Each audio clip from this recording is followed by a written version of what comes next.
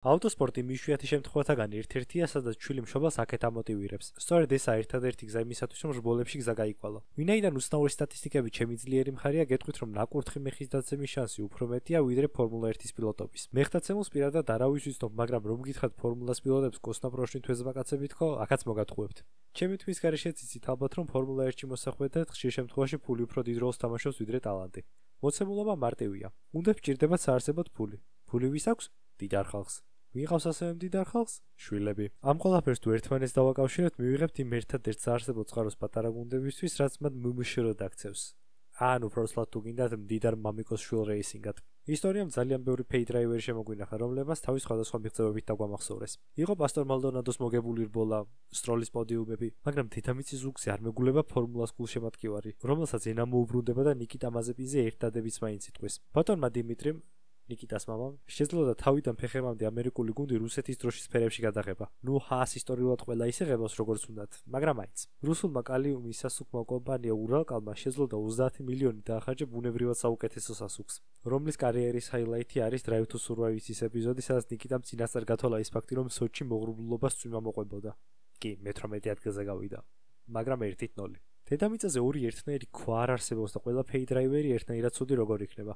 როგორც ვახსენე, ძლიერი ზურგის გარეშე ამ სპორტში ვერ მოხვდები, რაც იმას ნიშნავს, რომ ტექნიკურად ლეგენდების რაღაც ეტაპზე ფულს უხდიდნენ თავიანთ გუნდს. სიტყვაზე აირტონ სენას კარიერის სტარტზე ხელი წაუგრა ბანკო ნასიონალმა, რომელმაც ბრაზილიელ ლეგენდას ჯერ ქვედა სერიებში რბოლა დაუფინანსა, ტოლმაში ადგილის დაკავებაში უდიდესი როლი ითამაშა. ეს სწორედ ის კომპანია, რომლის კეპიც ალბათ ერთ-ერთი ყველაზე აიკონიკია კლასიკური ფორმულას მერჩიდან. თუ ჩემი წინა ვიდეო არ გინახავთ, ალბათ ზედაპირულად მაინც გეცოდინებათ თუ რა ხარჯებთანაა დაკავშირებული ფორმულა 1-ის გუნდის შენახვა. 135 მილიონი ის თანხაა, რომელიც გუნდმა მთელი წელი უნდა იკმაროს. და თუ რჩება ეგეც არაა პრობლემა. ერთი შეხედვით ეს თანხა საკმაოდ სოლიდურად ჭარს, მაგრამ იმის გათვალისწინებით, რომ ერთი ვარჯიშის სესია გუნდს მინიმუმ $200,000 უჯდება, წლის ბოლოს 54 ვარჯიშის შემდეგ ეს თანხა სულ 11 მილიონამდე ადის. მაგალითად, რომ ავიღოთ 2024 წლის სეზონი ვილიამსისთვის ერთ-ერთი ყველაზე ცუდი იყო, როგორც ფინანსურად, ისე შედეგის მხრივაც. ბრიტანელებმა სეზონის ბოლოს მხოლოდ 19 ქულა დააგროვეს და მე-9 ადგილზე გავიდნენ, მაგრამ სხვაგან მაინც მოექცნენ სიის სათავეში. გუნდმა დაახლოებით 15 მილიონი მხოლოდ დამტვრეული ბოილდების აღდგენაში დახარჯა. აი რა ხდება, როცა ადამიანს ტექნიკის განადგურების გამო უშვებშუა სეზონიდან.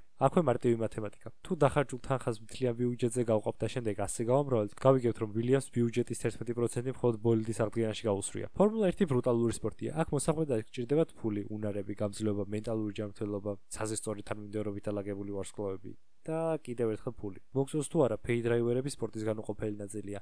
მათ გარეშე პატარა გუნდების წისვლა თითქმის შეუძლებელია. ასე რომ სანამ წყალგულზე რომელიმე პილოტს გავანცხავთ, გახსოვდეთ, რომ ყველას ჩვენი დანიშნულება გვაქვს ამ ცხოვრებაში. Michael, this guy makes us lose the position.